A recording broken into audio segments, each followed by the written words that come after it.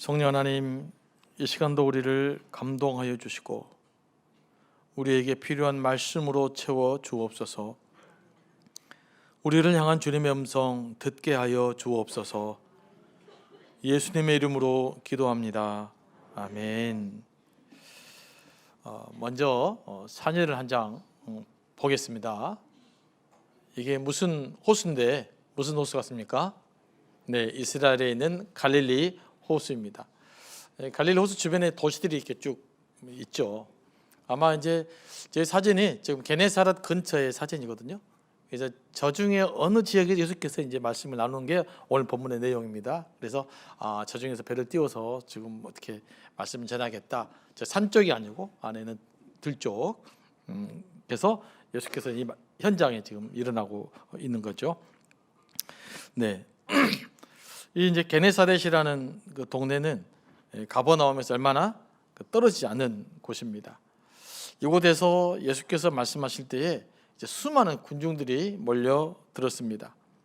병자도 고치고 또 말씀의 권세도 있었으니 얼마나 많은 사람들이 몰려 들었겠습니까? 예수님께서 주변을 돌아보니 배가 두 척이 있었어요. 어부들은 그물을 씻고 있었죠. 예수께서 그 중에 한 척의 배에 올라갔는데 그 배가 마침 시몬 베드로의 배였습니다. 예수님께서 베드로에게 말합니다. 배를 못해서 좀 떨어지게 하라고. 그리고는 배 위에 앉아서 가르쳤습니다. 말씀을 다 마치고 예수님께서 시몬 베드로에게 말합니다. 깊은 데로 가서 그물을 내려 고기를 잡으라. 고기는 주로 밤이나 새벽녘에 많이 잡힙니다. 지금도 그렇죠. 예수님은 고기 잡을 때가 한참이나 지난 시간에 베드로의 배에 올라가서 가르쳤거든요. 가르치는 것도 금방 안 끝났을 거예요. 요즘처럼 설교 20분 이런 게 아닙니다. 당시에는 3시간, 4시간 이렇게 강의를 하고 가르치고 그런 것이죠. 그러면 이제 상당한 시간이 됐을 거란 말이죠. 이렇게 환한 시간은 이제 고기 잡힐 시간이 아닌 것이죠. 그리고 이제 깊은 바다에서 고기를 잡으려면요, 그물이 달라요. 개인 그물과. 그래 이제 약 한 100m 정도 되는 그런 그물을 내리고 배가 2대가 동원해서 움직여야 되는 거거든요. 그렇기 때문에 이제 그렇게 고기를 잡으려면 최소한 4명이 필요해요. 개인이 내리는 물은 보통 깊은 데서 사용하지 않죠. 좀 얕은 물에서 고기를 잡습니다. 뿐만 아니라 이제 베드로는 밤새 수고해서 고기를 한 마리도 잡지 못했어요. 그래서 매우 지치고 피곤한 시간이었을 거예요. 고기를 잡으러 갔으면 또 고기가 몇 마리라도 있어야 기분이 좋잖아요. 하나도 없다 그러면 심리적으로 더 피곤하고 힘들어요. 이런 베드로를 향해서 예수께서 깊은 바다로 가서 그물을 던지라고 말하거든요. 이것은 이제 어부의 상식에는 맞지 않는 것입니다. 그런데 베드로가 어떻게 반응합니까? 선생님, 우리들이 밤새도록 수고했을 때 잡은 것이 하나도 없지만 말씀에 의지해서 내가 그물을 내리겠습니다 라고 말합니다. 베드로는 먼저 자기가 직면한 현실을 말해요. 그런데 베드로가 직면한 현실이 무엇입니까? 밤새도록 수고했지만 고기 한 마리도 잡지 못했습니다. 그래서 지치고 피곤합니다. 속말은 뭘까요? 아무래도 오늘은 아닌 것 같습니다. 이게 베드로의 현실 인식이에요. 하지만 베드로는 여기에 머물지 않고 한 걸음 더 나갑니다. 주님의 말씀을 의지해서 주님께서 말씀하시니 제가 주님 말씀 믿고 그물을 한번 내려보겠습니다 라는 뜻이죠. 무슨 일이 벌어질지는 모르지만 주님께 일단 순종해 보겠습니다 라는 뜻이에요. 베드로는 아마 자신의 장모를 치유해 주신 예수님의 가르침을 주의 깊게 들었을 거예요. 이전에 베드로의 장모를 가버나움에서 치료해 주잖아요. 열병을 걸렸었는데 그를 보면서도 베드로에게는 좀 놀라운 일이 있었을 거예요. 야, 대단하신 분이구나. 그런데 이제 배에 들어가서 예수님의 설교도 들었을 거예요. 자, 무트로 배를 좀 띄워라. 그 베드로 떴을 거 아니에요. 그럼 베드로는 그 배에서 예수님의 가르침이 끝날 때까지 있어야 돼요. 본인이 좋든 싫든지 간에. 어쨌든 그래서 아주 가까이에서 예수님께서 말씀을 들었을 거예요. 이렇게 장모를 치유해 주신 예수님, 그 능력의 예수님의 가르침을 듣다 보니까 이게 이제 뭔가 깨달음이 왔을 거예요. 이분이 보통 사람이 아닌 거예요. 비상한 능력과 권위를 가진 분이라는 생각이 들었을 것입니다. 그래서 예수께서 말씀하신 대로 이제 그물을 던졌습니다. 그때 무슨 일이 벌어집니까? 엄청난 고기가 잡혔어요. 너무나 많아서 그 그물이 찢어질 정도였습니다. 베드로 혼자는 감당할 수 없어서 다른 동료들을 불러서 그물을 끌어올려야만 했을 정도로 많은 고기가 잡혔어요. 아마 베드로 평생 가장 많이 잡았을 것 같아요. 이렇게 지난밤 한 마리의 고기도 잡지 못해서 피곤하고 지친 베드로의 손을 가득 채워 주셨습니다. 베드로는 예수님의 제시가 자신의 경험과 상식에는 맞지 않았어요. 그럼에도 불구하고 예수님의 말씀에 순종했고 그로 인해서 기적을 경험했습니다. 우리가 하나님의 응답을 받는 것은 이와 유사한 과정을 겪어요. 우리도 마찬가지죠. 우리 자신의 경험과 지식을 내려놓고 말씀에 순종할 때 기적 같은 하나님의 은혜를 경험할 수 있습니다. 하나님의 살아계심을 새롭게 경험할 수 있어요. 때로는요, 하나님의 은혜를 경험하는데, 하나님의 기적을 경험하는데 우리의 상식과 우리의 지식이 방해가 될 때가 더 많아요. 어설프게 알아가지고 더 문제가 많은 경우가 있습니다. 믿음의 도전은 우리의 보편적인 지식과 경험을 초월합니다. 그러니까 예수님을 믿고 구원받는 것 자체가 세상적인 사람들을 볼 때 뭐 상식적인 것은 아니죠. 또 특별한 사건인 거예요. 믿음의 도전은 우리의 보편적 지식과 경험을 초월함에도 불구하고 하나님의 말씀을 믿고 순종하면 여러분들이 하나님의 기적 같은 은혜를 경험할 줄로 믿습니다. 하나님을 나의 생각과 경험으로 제한해서는 안 돼요. 우리는 끊임없이 내가 재단하거든요. 요즘 세상이 어떤 세상인데 요즘은 꼭 그렇게 살아야 되는가? 라고 해서 끊임없이 내가 하나님의 말씀을 재단하는 시대에 살고 있어요. 그러다 보니 하나님의 은혜를 충분히 우리가 경험하지 못하고 살아가는 것입니다. 우리의 믿음은 우리 자신의 경험과 지식을 믿는 것이 아닙니다. 우리 자신의 감정적 확신을 믿는 것도 아닙니다. 성경에 기록된 하나님의 신실하심을 믿는 것입니다. 우리 신앙의 근거는 뭐냐? 성경에 기록된 하나님이죠. 그 하나님의 신실함이 우리의 믿음의 근거고 우리의 믿음의 토대인 것입니다. 그래서 올바른 신앙이 뭐냐? 희한한 경험을 하고 놀라운 기적들을 경험하고 이게 올바른 신앙이 아니라 성경에 기록된 하나님의 신실하심을 믿는 것이 올바른 신앙이에요. 우리 삶에서 아무런 기적이 일어나지 못하는 것은 이 하나님을 신뢰하지 못하기 때문에 그래요. 자꾸 내가 하나님의 은혜에 대해서, 하나님의 능력에 대해서 인간의 그 이성을 가지고 자꾸 제한하기 때문에 그래요. 그래서 때로는 여러분 은혜를 받으려면 여러분의 생각을 내려놓고 성경에 있는 이야기를 그대로 받아들이시기 바랍니다. 그리고 성경에서 기록된 대로 한번 행동해 보시기 바라요. 그러면 생각지도 못한 하나님의 은혜를 경험하게 될 것입니다. 이런 이제 엄청난 사건 앞에서 베드로는 예수님의 신적인 본질을 본 거죠. 하나님이신 예수님을 본 거예요. 그래서 하는 반응이 무엇입니까? 주여 나를 떠나소서 나는 죄인이로소이다 라고 고백을 해요. 놀라운 반전이 일어나는 거예요. 고기를 많이 잡게 했더니 고기 감사합니다가 아니라 주여 나는 죄인입니다. 나를 떠나소서라는 반응이죠. 언어가 바뀌어요. 처음에는 선생님께서 말씀하신 내가 그물을 내려보겠습니다. 이번에 뭐라고 말합니까? 주여. 주는 하나님을 이야기하는 거예요. 하나님의 아들을 부를 때 주여라고 합니다. 나를 떠나소서 나는 죄인이로소이다. 주께서 베풀어 주신 기적에 관심을 갖는 것이 아니라 기적의 주체이신 예수님께 관심을 가져요. 이게 진정한 이제 믿음의 반응이거든요. 하나님 앞에선 자신을 발견하게 된 겁니다. 그러면서 죄에 대한 자각이 일어나요. 그 순간 두려운 마음이 생겨난 것입니다. 죄인은 거룩하신 하나님 앞에 설 수 없거든요. 죄인은 하나님의 심판의 대상이기 때문에 그렇습니다. 구약에서는 죄인들이 만약에 지성소에 들어갔다. 그럼 어떻게 돼요? 그냥 즉사하는 것입니다. 그래서 하나님의 아들이신 예수님 앞에 서 있으니까 베드로가 두려웠던 것이죠. 하나님을 경험한 예언자들이 이와 같은 경험을 합니다. 베드로만 했던 경험이 아니에요.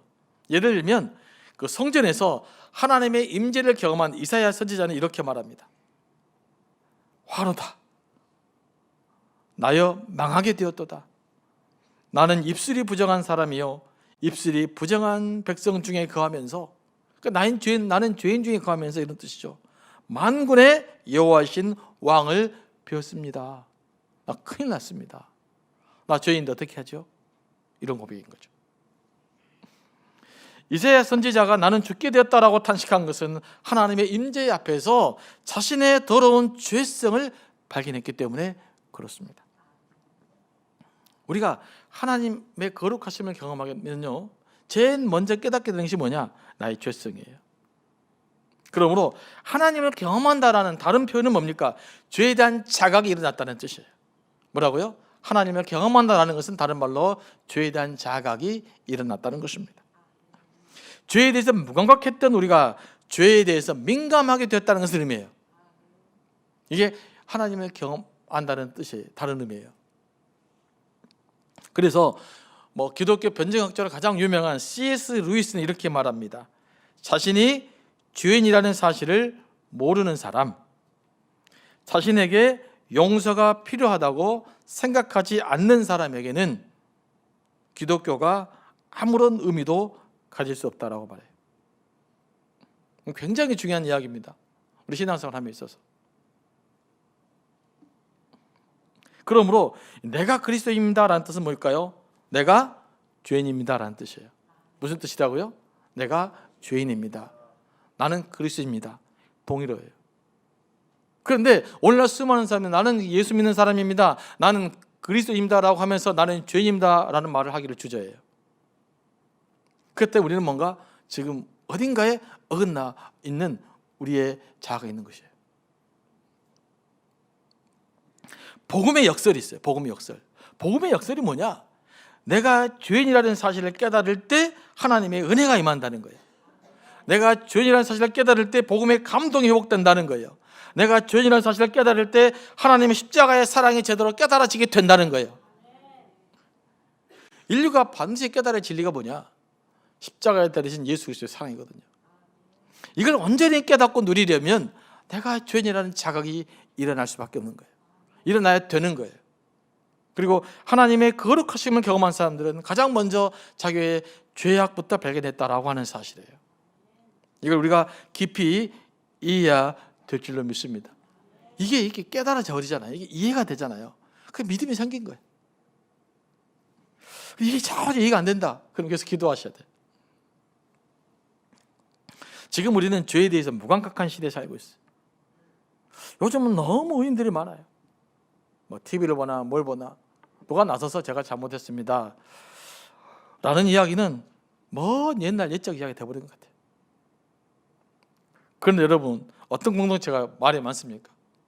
내가 죄인입니다 이런 데가 말이 많을까요? 내가 의롭습니다 라는 데가 말이 많을까요? 늘 내가 의롭다라고 생각하는 곳에서 탈나는 거예요. 이게 우리 역설이죠. 우리 보고 있지 않습니까? 어떤 사람을 보면요, 어떻게 저분은 저렇게 자기 잘못을 모를까, 참 신기하기까지 한 사람이 있어요. 여러분은 그런 사람이 되지 않게 되길 원합니다. 네. 정말 신기해요. 놀라울 정도로 신기하신 분들이 있어요. 여러분, 이것은 병든 것입니다. 그래서 여러분, 살면서 나는 미안하다 말 한 번 해본 적이 없다, 절대 자랑이 아니에요. 나는 제가 제일 적이 없다, 절대 자랑이 아닙니다.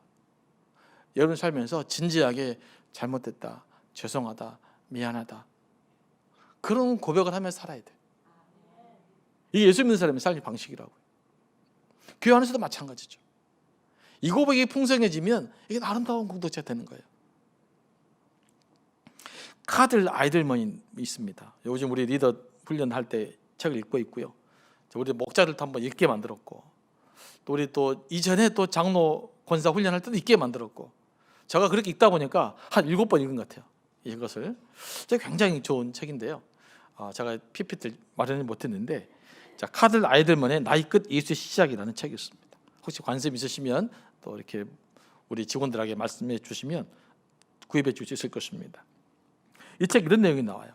이번 주일날 토요일날 나눴던 내용인데 그 100년 전만 해도 죄와 관련된 단어, 죄라는 동의어가 사전에 많았다고 그래요.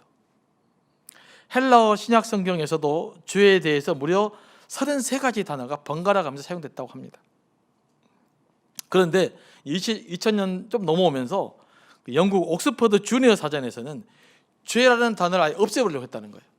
죄를 빼버리려고 했다. 왜냐하면 죄가 우리를 불편하게 만들고 우리를 부담을 주고 죄라는 단어를 듣는 내가 비난받는 느낌을 들고 그렇기 때문에 사람을 불편하게 만든다. 그래서 인간을 억압하게 만든다라고 해서 죄라는 단어를 아예 빼버리려고 했다는 거예요. 여러분, 죄가 단어 하나 없애면 없어집니까? 사전에 죄라는 용어는 이제는 없다 그러면 우리에게 죄가 없는 걸까요? 근데 지금 오늘날의 시대가 인간의 그 자유, 인권 이런 이름하에 죄라는 용어 자체를 없애버리려고 하고 있단 말이에요. 그래서 요즘은 죄라는 말 대신에 실수나 병이라는 단어를 사용한다고 합니다. 그 결과가 어떻게 된 거예요? 현대사회에서 죄라는 단어를 끊임없이 없애려고 하는데 죄가 없어질수록 이 사회는 어떻게 돼요? 도덕성이 결핍되고 있어요. 죄라는 단어를 빼면 인문학자들 같으면 사회가 좋아져야 되잖아요. 근데 죄라는 단어를 뺐더니 어떻게 돼요? 더 도덕적으로 부패한 세상이 되고 말았다는 거 아니에요. 우리가 지금 경험하고 있는 세상 아니겠습니까? 요번에 최근에 무슨 일이 벌어졌잖아요. 어떤 중학생이 정치인을도 돌로 이렇게 쳐가지고 그날 바로 나오는 이야기 뭡니까? 나 병 걸렸다는 거죠. 여러분, 그 살인자들 다 그강 못한 살인자들 다 정신병자들이에요. 건강한 사람이 아니에요. 다 우울증에 걸리는 사람들이에요. 그러면 그분들 다 그냥 풀어주면 되겠네요. 왜 이럽니까? 그러니까 자꾸 죄라는 단어를 약화시킬수록 사회와 도덕성은 무너지게 돼 있단 말이에요. 우리는 그 시대를 살고 있어요. 그래서 죄에 대해서 둔감한 시대에 우리가 살아가고 있는 것이죠. 그러니 세상에 빛이 될 수가 있나요? 우리가 비록 세상에서 빛이 된 삶을 살려면 이 죄성부터 고백해야 돼요. 인간의 연약함부터 고백할 줄 알아야 돼요. 이때 비로소 빛이 비춰지는 것입니다. 이 카들 아이들만 조금 전에 언급했지만 이분은 이렇게 이야기해요. 고통스럽더라도 죄의 심각성을 직시하면 용서의 기쁨을 누릴 수 있다. 마침내 눈물이 쏟아지고 그때 비로소 빠져나갔던 힘들이 돌아오기 시작된다. 다시 말하면 영적인 회복이 시작된다는 말이에요. 언제부터요? 내가 죄인임을 깊이 깨닫는 바로 그 지점에서. 그러니까 주 4세기 후반부터 로마 기독교인들이 예배를 시작할 때마다 고백한 짧은 기도문이 있어요. 이거 로마 교회인들이 그렇게 기도했을 뿐만 아니라 중세 수도원에서 기도할 때도 항상 이 기도와 더불어 기도를 했습니다. 상당히 깊은 기도문이 있어요. 지금도 유럽 같은 이 단어를 이 기도를 하고 있죠. 그리스어 단 두 단어입니다. 키리에 엘레이존. 이게 주여 나를 불쌍히 여기소서. 또 주여 우리를 불쌍히 여기소서. 또 불쌍히 여기다 말이 불편하니까 주여 우리에게 자비를 베풀어 주소서. 이건 상당히 의역된 말이고요. 주여 나를 불쌍히 여기소서예요. 나는 여전히 죄인입니다. 나는 주님의 용서가 필요한 사람입니다. 주여 나를 불쌍히 여기시고 나를 용서하여 주옵소서. 여기서부터 예배를 시작했다는 거예요. 이 지점에서 예배가 회복되어 가기 때문에 그렇습니다. 여러분, 왜 우리가 죄를 고백해야 됩니까? 내가 철저히 죄인임을 인정한 바로 그 순간에 성령이 역사하는 그 순간이기 때문에 그래요. 바로 이 지점에서 성령의 스파크가 일어나는 거예요. 그래서 우리는 주님 앞에 나올 때 날마다 키리에 레이존, 주여 나는 죄인입니다. 나를 불쌍히 여기소서라고 하는 진정한 고백들이 여러분의 가슴 속에서 울려 퍼지기를 원합니다. 바로 이때 놀라운 하나님의 은혜를 경험하게 될 거예요. 지금 우리에게 필요한 기도가 뭐냐? 바로 이런 기도입니다.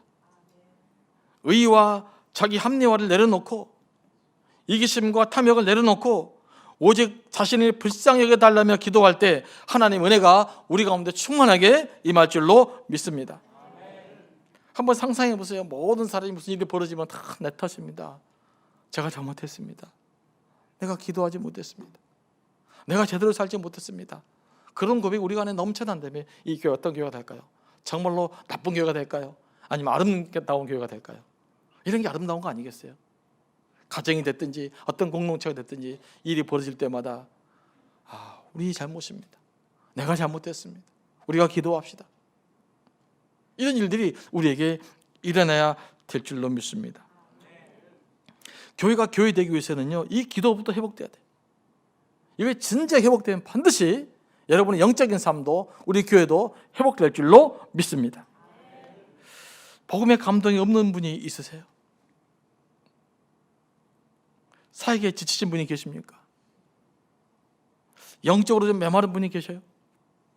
나는 그냥 마음이 좀 공고하다. 예배에 집중되지 않으신 분이 계십니까? 그러면 이 기도부터 회복해 보시기 바랍니다. 주여, 나는 죄인입니다. 나를 불쌍히 여겨 주옵소서. 내가 메말랐습니다. 나를 불쌍히 여겨 주옵소서. 진지하게 기도하시기 바랍니다. 반드시 성령께서 여러분을 만지시고 회복시켜 가실 것입니다. 여러분, 우리가 신앙생활하는 목적이 뭡니까? 가장 큰 목적이 뭐예요? 물론 기도응답도 받아야 되겠지만 하나님의 몸소 경험하는 거 아니에요? 하나님을 체험하고 그 감동을 누리는 거 아니에요? 하나님의 거룩하심을 경험하고 살고자 하는 거 아니에요? 그렇다면 나는 죄인입니다. 나를 불쌍히 여기소서. 키리 엘레이존. 이렇게 기도하면서 하나님께 나아갈 수 있게 되기를 원합니다. 하나님 앞에서 자기 죄성을 깨닫는 경험, 이것을 거룩의 경험이라고 그래요. 그러니까 우리가 하나님의 거룩함을 경험한다는 것은 여러분들이 무슨 도덕적으로 완벽한 삶을 살아서 거룩해지지 않아요. 그러면 절대 여러분 죽을 때까지 거룩할 수 없어요. 언제 거룩의 경험을 경험하는가? 하나님 앞에서 내가 죄인임을 몸소 깨달을 때 하나님의 거룩하심을 체험하게 되는 거예요. 바로 그 현장에서 하나님의 거룩하심이 빛나게 되는 거예요. 이 거룩하심을 여러분 회복할 수 있게 되기를 원합니다. 바로 그럴 때 이 겸손한 고백이 우리를 정결하게 하고 우리를 거룩하게 하고 하나님의 신비에 대해서 눈을 뜨게 만들 것입니다. 나는 교회를 다니는데 도저히 뭐가 뭔지 모르겠다. 그런 분도 있을 수 있단 말이죠. 나는 어머님 때문에 왔다, 자식 때문에 왔다, 그럴 수 있단 말이에요. 그런 분들 한번 해보시기 바랍니다. 조용히 교회에 오셔서 여러분의 어떤 삶의 문제들을 가지고 올 때, 주님, 나는 죄인입니다. 나를 불쌍히 여겨 주십시오. 이렇게 한번 나와보시기 바라요. 그러면 여러분을 어루만져 가시는 놀라운 하나님의 은혜를 경험하게 될 것입니다. 여러분, 이망의 신앙생활 하는 거 이거 경험해야 되지 않겠어요? 이런 거 체험을 누리며 살아가야 되지 않겠어요? 그러면 이 고백을 진지하게 들어서 회복의 역사가 여러분 삶 가운데 있게 되기를 원합니다. 예수님의 신적인 현존 앞에서 자신의 죄인됨을 자각하고 두려워하고 있는 베드로에게 예수께서 하신 말씀이 뭡니까? 무서워하지 말라. 이제 후로는 내가 사람을 취하리라. 이렇게 말씀하세요. 베드로를 위로하신 다음에 뭐라고 말합니까? 이제 사람을 취하게 되라. 내가 너를 사람 잡는 어부가 되게 하겠다. 고기 잡는 일도 중요하지만 사람 살리는 일을 해야 된다. 이제 이렇게 베드로에게 새로운 소명을 부여해 주십니다. 우리가 하나님의 관계 회복되잖아요. 그럼 우리에게 새로운 소명이 회복되지는 거예요. 예수님께서 베드로에게 그물이 찢어지도록 고기를 많이 잡게 하신 목적은 베드로 하여금 개인적으로 잘 먹고 잘 살게 하려는 것이 아닙니다. 야, 네가 나 설교할 때 배들 때 띄워줬으니까 내가 보상 좀 해주겠다. 그냥 고기를 실컷 잡아줄게. 이거 잘 살아라. 이걸 위해서 기적을 베푸신 것이 아니에요. 사실 이 4장부터 살펴보면요, 예수님이 아주 치밀하게 계획을 세우신 거예요. 자, 보세요. 가버나움 있을 때 누구부터 치료합니까? 베드로부터 손대는 게 아니고 베드로의 장모부터 고쳐줘요. 장모 열병을 막 시름시름 앓고 있는데 그 장모의 병을 딱 고쳐줍니다. 베드로가 얼마나 놀랐겠어요. 와, 이분이 지금 보통이 아니시구나.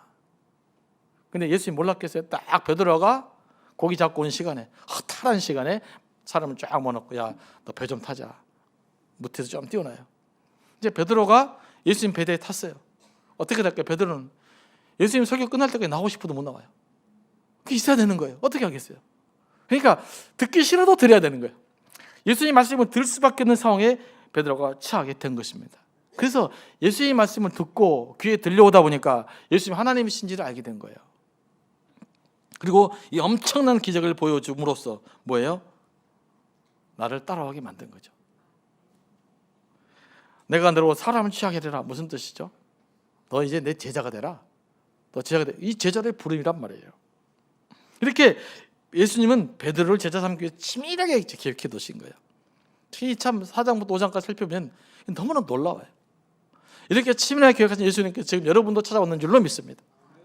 우연인 것처럼 보여도, 우연인 것처럼 이 자리에 온 것처럼 보여도, 그러나 그 안에는 하나님 놀랍고 세밀한 계획이 있었다라고 하는 사실이에요.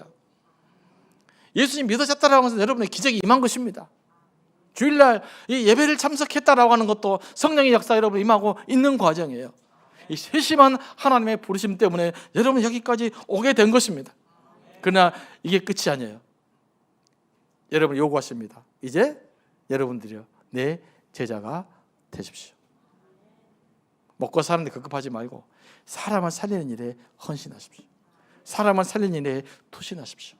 이렇게 우리를 요청한단 말이에요. 이걸 위해서 주님께서 우리에게 은혜를 베풀어 주신 것입니다.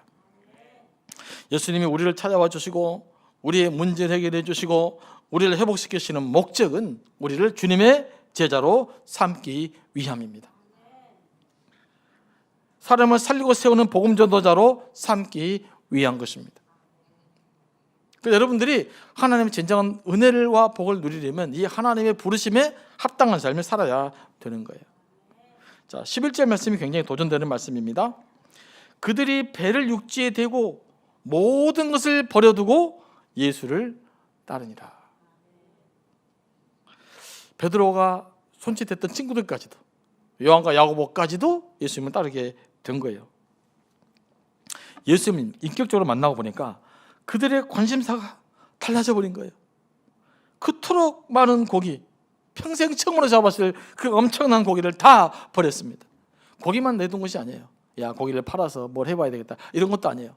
고기를 팔아갖고 돈 벌어서 주님 따라야 되겠다, 이것도 아니에요. 그대로 버려둡니다. 근데 고기만 버려둡니까? 뭐도 버려두죠? 그들의 배도 버려둬요. 베드로의 생계수단인 배까지도 다 버려두고 예수님을 쫓았다는 거 아니에요. 예수님께 자신의 전 생애를 드렸습니다. 이게 제자예요. 예수님은 우리를 이 제자로 부르시고 있다는 사실이에요. 제자는 예수님에게서 삶의 절대 가치를 발견한 사람입니다. 절대 가치를 발견하는 사람은 상대적인 가치에 연연하지 않아요. 우리는 사실 수많은 집착 가운데 살아가고 있잖아요. 우리의 집착을 끊어버릴 수 있는 방법은요, 절대를 만나는 거예요. 절대 진리를 만나게 되면 집착이 끊어집니다. 여러분, 아이들 장난감 사주잖아요. 그럼 막 절대 손도 안 나요. 그냥 갑자기 새롭게 반짝반짝 새롭게 사주잖아요. 금방 놔버리고 그 딱 몰려듭니다. 왜냐하면 더 가치 있는 것을 발견하면 덜 가치 있는 것에 관심을 덜 두게 돼 있어요. 그러니까 우리가 여러 가지 집착이 있는데 이것들을 끊어낼 수 유일한 방법은 이거 집착이구나, 떨쳐놔야 되겠다, 이래서 떨쳐지는 것이 아니에요. 예수님께 집중하면 떨어지게 되는 거예요. 더 가치 있는, 이 생명의 가치가 있는 진짜 진리 앞에 집중하게 되면 다른 것들로부터 자유로울 수 있게 되는 것입니다. 우리는 사실 끊어봐야 될 집착들이 많거든요. 어떻게 할 수 있겠어요? 예수님을 집중하시면 돼요. 예수님을 따라 나서면 돼요. 그러면 우리는 그걸 모든 걸 버리고 따라 나서야 되는가? 여러분들 지금 그럴 수는 없잖아요. 그런데 이 말씀 우리는 이 시대에 어떻게 받아들여야 될까요? 여러분들 하는 직장 다 그만두고 뭐 따를 수는 없지 않습니까? 우리 최대래 권사님 애플망고 개업했는데 당장 내일부터 그만둘 수는 없잖아요. 그렇지 않습니까? 그럼 우리는 이 말씀 어떻게 적용해야 되는가? 우리 삶의 최우선 가치를 예수 그리스도 중심적으로 살아야 된다는 거예요. 삶의 우선순위를 예수님께 둬야 되는 것이죠. 그리고 내 것은 상대적인 거다, 언제든지 비울 준비를 해야 되는 거예요. 그래서 우리 것은요, 있으면 좋고 없으면 말고 하는 삶을 살아야 되는 거예요. 이왕 있으면 좋죠. 부유하면 좋죠. 그러나 비록 없을지라도 예수님 때문에 의미 있고 가치 있는 삶을 살아가는 것, 예수님께 역동적 삶을 살아내는 것, 이게 오늘 우리가 살아야 될 삶인 줄로 믿습니다. 예수를 따르는데 방해된다면 그만둘 수 있는 각오를 하고 살아가는 것. 이게 우리의 삶의 방식인 것이죠. 예수를 만난 사람은 사명 앞에 서게 됩니다. 예수님이 주시는 이 생명에 대한 감각, 이것들을 맛보고 알게 되면 이것이 세상에서 가장 중요하다는 것을 깨닫기 때문에 다른 것들을 상대화시킬 수 있는 거예요. 그러니까 예수를 믿고 산다는 것은 예수님 중심으로 우리의 모든 것들을 상대화시키며 살아가는 걸 의미해요. 이게 예수님 중심의 삶을 살아가는 것입니다. 이 삶을 살 때 진정한 행복이 있는 거예요. 그러나 세상적인 것에 절대 가치를 부여하기 시작하는 순간부터 점점점 불행해져요. 그래서 우리가 베드로처럼 예수님의 부르심에 응답하면서 순종하는 삶 살아갈 수 있게 되기를 원하고요, 또 부르심에 합당한 삶을 살아내기를 원합니다.